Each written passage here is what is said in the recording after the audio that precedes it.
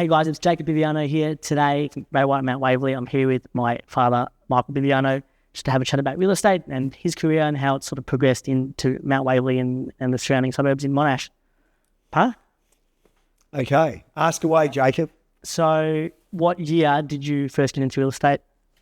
I started in real estate in 1987, and I came out of McEwen's, the hardware chain, which is now Bunnings, which morphed into Bunnings. That was a cracker job. So I got into, in 1987, I started with Barry Plant in Glen Waverley, and the first probably 2 months were really arduous for me. So Timo's going to annoy us now. The first couple of months were really arduous, and I'd had a really good run. I wrote up about 7 deals, and none of them got accepted.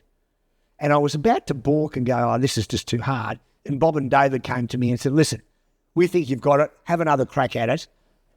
And I reluctantly agreed. And then the first year, the first award year, I'd only done 10 months worth of real estate selling. The first 8 weeks was nothing, and I came second in Victoria. And Margaret Bland, who was an exceptional real estate agent, had won that year. And I thought, shit, I think I can have a go at this and I can be of service.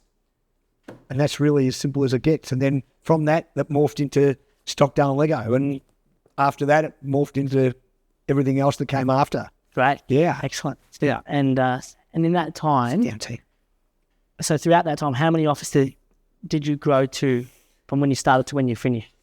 Oh, look, the group, when I joined the group, we had probably, give or take, I'd have to double check, but it's probably 40, 50 offices. Yep. And when I left, we had 149. Yep.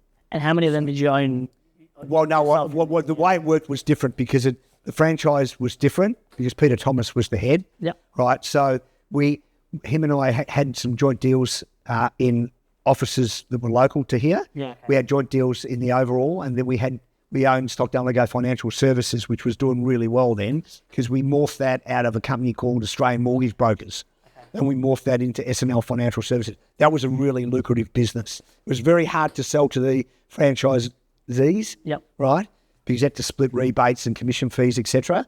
But that was a really good business, and we had some really good people on board with it. And you only needed, out of all the offices, if we had 20% of the offices referring financial rebates, you were making 2 or 3 times people's income. Yeah. Well. So it was a really good business then. Yeah. And then in that time, how many properties did you sell from when you started to when you finished? Okay. That you were personally involved in? Over 3,000. Okay.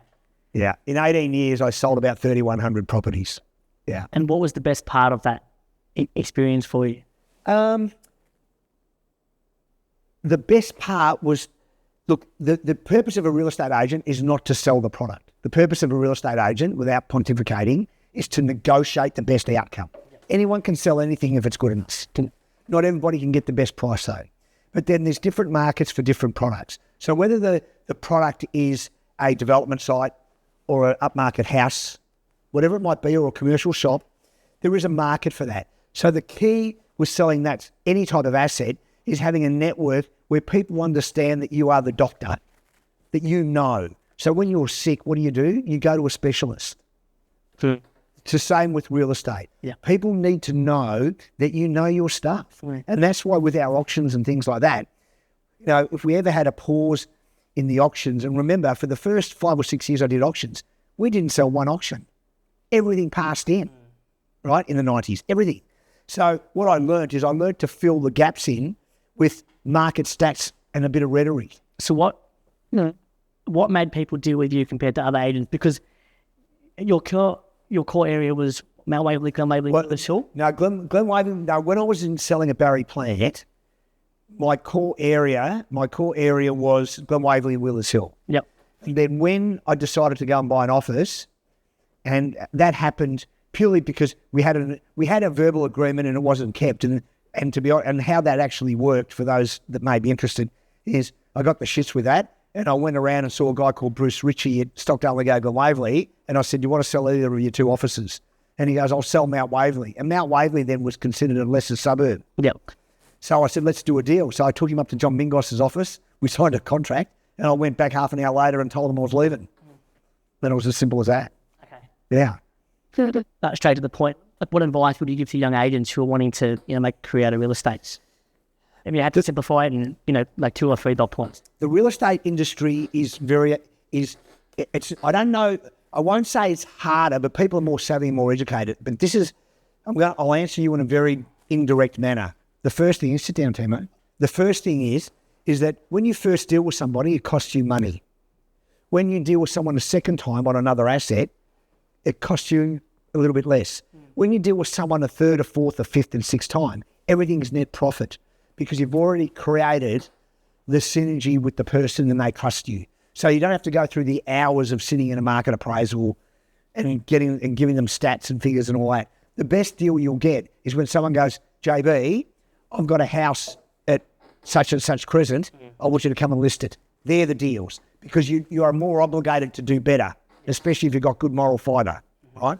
So as far as the blessing in relation to the satisfaction doesn't come from volume. I was doing volume and there was sometimes I didn't even realise how much I was doing in a month, right? But how would float my boat? And, then I remember I dealt with a lady who was a singer with the Bee Gees, Samantha Sang. I dealt with her family and sold them a bit of property. I got a heap of referrals out of them. I'd just walk in and sign them up. But they knew that they could ring me on a Sunday at lunchtime and I would pick up the phone straight away because I wanted to be of service. Yeah. And our 2 rules that we have. Yeah. Yeah, okay. Sit down, Timo. Okay. Yeah. So next question. Okay. So I guess in general terms then, when you first bought your business, how were you scaling it? Okay. What were the things you were doing that were different to other agents that a vendor went with you than them? Like, were you marketing differently or did you have stuff? Well, okay, so what happened? I'll run through when SNL Mount Waverley was at their peak, right? We were doing between 50 and 71 transactions in a month. And we had 8 salespeople. Now, a few of them turned over, but my core staff were invaluable and I still hold them in the highest regard. I got Rebecca Ayres from the Leader newspapers that was our marketing manager. She was exceptional. She used to organise all our auction layouts and all those sorts of things. I had Veronica Tuz, who was my operations manager. I had a really good rental team, really good. But from a sales admin point of view, it flowed really quickly. So when a listing would come in, Alona, our home manager, used to ring the vendors and say, thanks for listing with Michael or Jacob or whoever it might be. I'm your other point of contact. If you can't get them and they're busy, always ring me and I can answer any queries for you because I've got my finger on your file. I know what's going on. So they had more than one point of call except the listing agent. So what would also happen, if we were having trouble getting advertising money at the time, which happens from time to time, where people are a bit tight, I would sign the listing up without any advertising on it, and Rebecca would go and see them and go, right, this is what Michael thinks you should have. This is what I think you should have, which might be a little bit in disagreement with me. Yes. Right? What can you afford? And let's see what we can do to tailor it. Right? And the whole range of things. If Michael gets you over what you want, will you be able to afford to pay more advertising? And Michael will tip that in, whatever it might be. There could be any way to structure a deal. Yeah. But the other thing with that is sometimes you've got to know when to knock the deal back because sometimes you and the vendor just can't get on. Yep. You know that from day dot. So you've really got to get them and go, look, you really need to go to another company. And people used to be bemused by that. So, when every listing was treated as if it was, my thought process on crisis is when you have a crisis that's 8, 9 or 10 out of 10, it needs to be tackled straight away. Same with a listing. We'd get a listing in, I can tell you within 48 hours it's on the market. And the IT was nowhere near as good as it is now. Yes. Right? And we'd have a forthcoming auction brought up in 12 hours. The boys would go put out, like I had everything structured. So your process was very sharp. Absolutely. And rigid with no compromise. No compromise on process. Because the initial part gives a vendor confidence and trust because most of them don't like us. And sometimes it's not sometimes they've heard of a bad story. And the things that you should sell someone, I always ask the people, what was your experience with an agent? Some of them say good. I said, good. then I've got a high level to beat your expectations then. And if they say, no, not good, well, I'm going to please you then because this will be a really good experience for you. I'll make sure of it. So they're the ways that you process that. But you have to be sincere. You have to really give a shit about what you're doing. Okay. So your model for being different was... Oh, okay. I haven't really answered you. All right. So my model for being different was process, then. Yep, that's sure. To be of service, then. But we had structure. So what happens is when, and you know that we've sold a few properties in 2024. Yes. How frustrating it is that you ring the listing agent and it takes them a day or two to get back to you. The most frustrating thing. With us, what would happen if I went into a market appraisal, I would divert my phone to Alona or Rebecca straight away. So the phone would go straight to one of them and they'd answer on my behalf. None of this leaving a message and all that stuff. Someone answered the phone. That's been of service.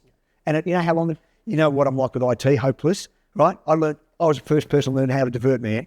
I learned it. So, and what happens is by the time I get back to the office, I don't have 20 calls to return. Yes. And 3/4 of them have already been answered. Gives me more time to list and sell and negotiate. Yeah. Yeah, great. Yeah, that's good. I wouldn't even think of that. Like I've got an automatic SMS that says I'm in a market appraisal. I'll call them back as soon as I'm pretty. But I guess that's what happens. As you scale, you have people around you who can help you with. Yes, but you need to be very autocratic in what you tell people. So you'd say, right, Beck, I think your skill sets are this. What do you think my skill sets are? And she'll go, you got the power of the gob and all that. So we'd have a bit of a joke about it. And then Ronnie was very structural, process driven. So we'd sit there and we would organise what's the best process if you're a vendor. And we'd look at that and we'd do it right on a whiteboard and work it out. And we played around with that for weeks. When we first opened that office, we opened with 3 people. When I closed that office, we closed with 40. Over 40. Yeah. Well, we were running. But everyone had structure. And no one had come into the office and sit and have coffee for 20 minutes. Yes. And go and blow a dart out the back and all that sort of stuff. The only time we could have a smoke was at lunchtime. And if you didn't like that, get out. You know? So, but you could have coffee, whatever you like. And we used to provide lunches and all that for the staff pretty much. Yep. So, but we had a system and not everybody liked the system, but the ones that were in the system were really well paid for being in the system. Yeah. Yeah. Yeah, okay. Cool. Yeah. So you have to, and you say that, as you can tell, I say that with enthusiasm because I believe it. I did it. Yeah. The process is not hard. Getting people to think like you and getting them to believe in you is difficult. Okay. And I already had some power to weight ratio by leading plants as the best salesperson. Yep. So I went into Stockies already with profile. Yes. Yeah. So I made it good, but I worked my ass off at plants. And I love that. Both those companies I love. They were great. So when you're operating your real estate businesses at the time, I'm sure you probably had more than 10 appraisals a day and you're flat out. No, well, it just depends. The best week I ever had, I did 19 appraisals in 1 week. And that's, to be honest, that's a lot. And it's probably borderline too many. Yeah. Yeah. So how did you used to balance your time when you had so many things up, running on property management, rentals, sales, then also running a business? I had it because you were very hands-on for a director, I assume. Yeah. And you were probably involved in a lot of transactions where a lot of directors these days probably sit back, they control, other things. Well, there's 2 types of directors. The ones that operated a bit like me, and they're still around, and there's quite a few of them, especially in the inner suburbs, I've noticed. Like James Toston. Yeah, where they're still selling and listing and doing really well. And there's some that will sit back and look at scale and happy to take less profit. I'll tell you that there's no balance in business or life unless you're a multi-millionaire, right? So for me to be really good at the real estate business, I needed to do it 12 hours a day. And I loved it, right? So the home life balance, and your mum, like we've been together now 44 years, your mum was very, very, very forthcoming with support for us to grow. And it wasn't about the money, it was that we could see that we were doing good things around the area. Yeah. So in that case, like we shop locally, we live locally, we do all that sort of stuff. I don't think I've ever had balance. I have to tell you, not at work nor at home, right? Yep. So the balance at work is if there's anything that is a crisis and rates above 8, we stop what we're doing and we go and do that straight away. If it rates below 8, then we wait for the Monday or the Wednesday afternoon meeting and then tackle it then. So I don't know if there's balance. There's just a bit of structure. Yep. One of the things I noticed about you, Pa, is that you plan for everything. Doesn't matter if it's say an appraisal or an auction, going out to breakfast with your friend, or organising a gift for somebody. You're always very set and specific in everything you do. And even sometimes you probably don't even realise, but you're planning everything in advance. Like even last night, you're planning for the meeting today with notes and you're coming prepared to everything you do. Yeah. And I think a lot of people, even for me, that's something I've obviously taken on from where I used to work and things like that. You just get taught to prepare for everything you do. But how do you constantly remind yourself? No, but it should become innate. So, repetition is the mother of skill. The more you do something, the better are you off at it. Like your soccer, your drumming, those sorts of things. So the more you do it, the better off you'll get at it. So automatically, before I go to bed, my mind just subconsciously goes, tick, tick, tick, tick, tick. I know my diary and I haven't checked my phone for 2 days. So then how did you stay consistent for so long? You said you're in... Because you know what? How long? 18 years? Yeah. Today? Yes, because I use less time when I'm planned. Yep. They're structured. Yep. So therefore, a job won't take me 25 minutes. It takes me 3 minutes because I've already had a plan in my head. Yep. And I'll ring Mary or whoever it might be and go, I need a gift out to this guy, this guy, this guy. This is exactly what I want. Mary doesn't go searching for 25 bottles of wine. Yep. Or go, I want you to spend $100. This is the wine I want you to get. If they don't have that, this is the secondary one. She goes there deliberately ordering the wine, getting it delivered, knowing exactly. I've given her all the parameters. There is no grey. Yeah, it works. And when you were growing in real estate businesses, how much training outside of real estate did you get? What's funny, I didn't do a lot except for Fred Gross. Because you hear a lot of entrepreneurs and business people doing training here, paying for this, paying for that. I did Tom Hopkins. I did Fred Gross. And I did, before I started doing speaking engagements, I'd go to the odd one, but they were a bit more esoteric. They were more spiritual. Yep. They weren't necessarily real estate based. Yep. Right? So they were talking about God and the evolution of man and a whole range of stuff. And so I went through that phase where I didn't want to try and find myself, but I wanted to make sure that my core belief was solid. Mm-hmm. So because you can't have goals without core beliefs. So I did more probably spiritual work than I did real estate work. Yep. Yeah.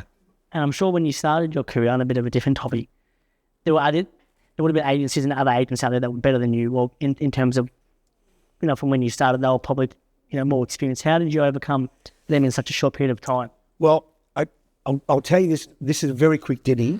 One day, I used to, after I got married, I'd go to my mum's on a Wednesday. So, and that was after my nonna passed, right? So I'd go on Wednesday for lunch.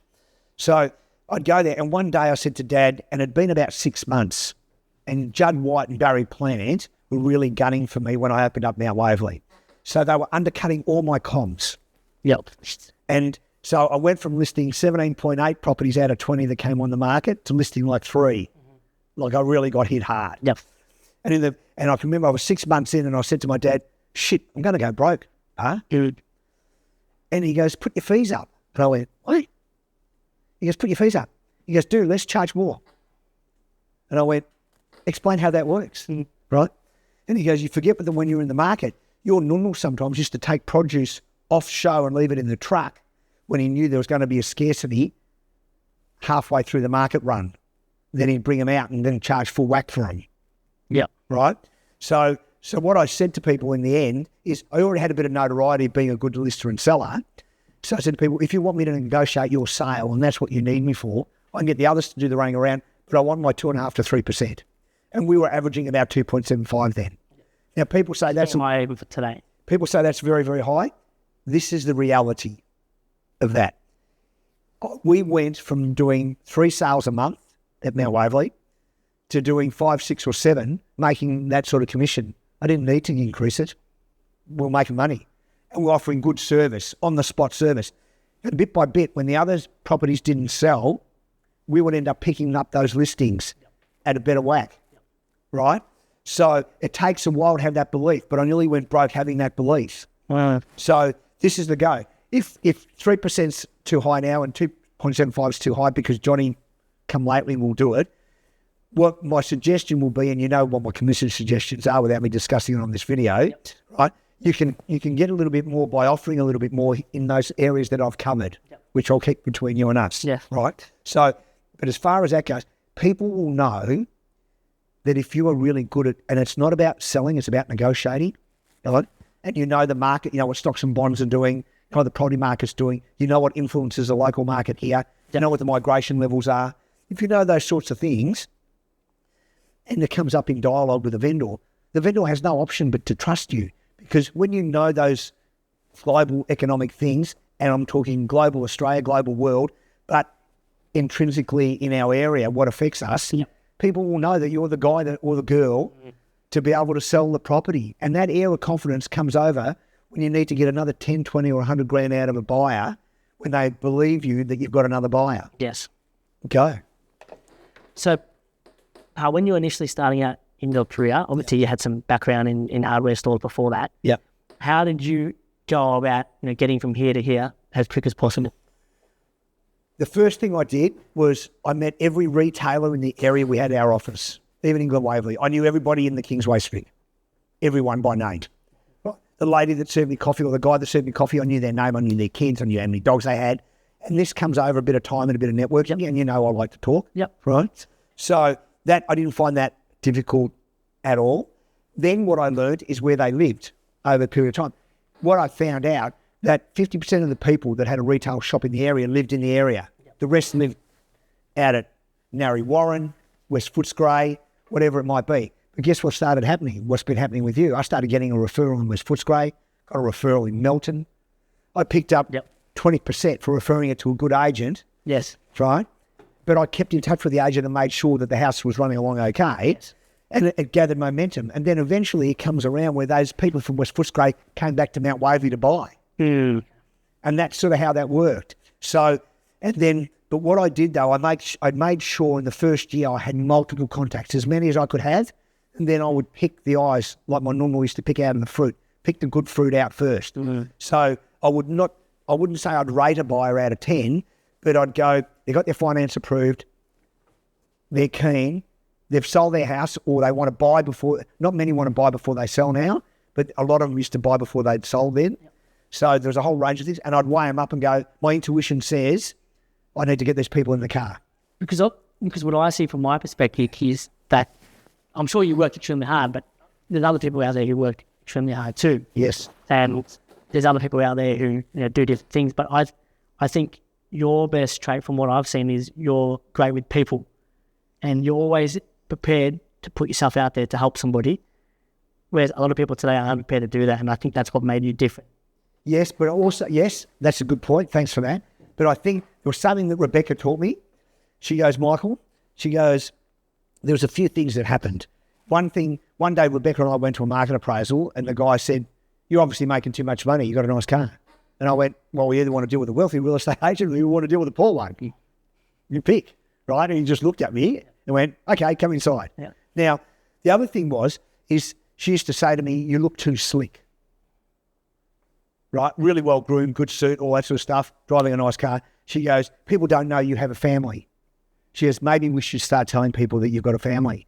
So that's why we started doing those billboards running to the airport with you and your brother on them. Yeah. Right? Saying my dad sells more houses in this area than anyone else. Yeah. And then my dad sells more houses in Victoria than anyone else. Yep. And then it sort of grew from there. Yes. Right? That gave me credibility as a family man. And it took away the shine that everyone thought I was just a single guy driving a nice car. Yep. Because I was always at work. So people didn't know I was married with kids. They didn't know that. Yep. You know? And do you think that varies based on what area? Look, I think it does. And having the family thing was good. But even, as I said at the auctions, my job is to educate people why they should deal with us. My other job is to negotiate the best outcome for them. And it's the best compliment that I've ever had in real estate is this one compliment. When someone comes and says, Michael, do you remember you sold me this house 10 years ago? Can you relist it for me? And I was never the one that sold it to them. Yep, that's a good one. I was never the guy. And then after I listed it, I told them, they said, yeah, but I think you didn't force us to buy it. And you told us that you didn't have the stock and this was a house to go and buy off Judd White. Yeah. Right? And it's funny how people think, because you've got to leave them with a good feeling. And you know that it's in the game of life that we're in, unless you leave the other person better off, and it doesn't have to be a financial transaction. It doesn't have to be that at all. You can be meeting the lady in the park. You need to leave them better off. Where they go, gee, that was a lovely 2-minute conversation. Wouldn't that be nice? Thanks, Pa. Love you, man. Love you. And good on you.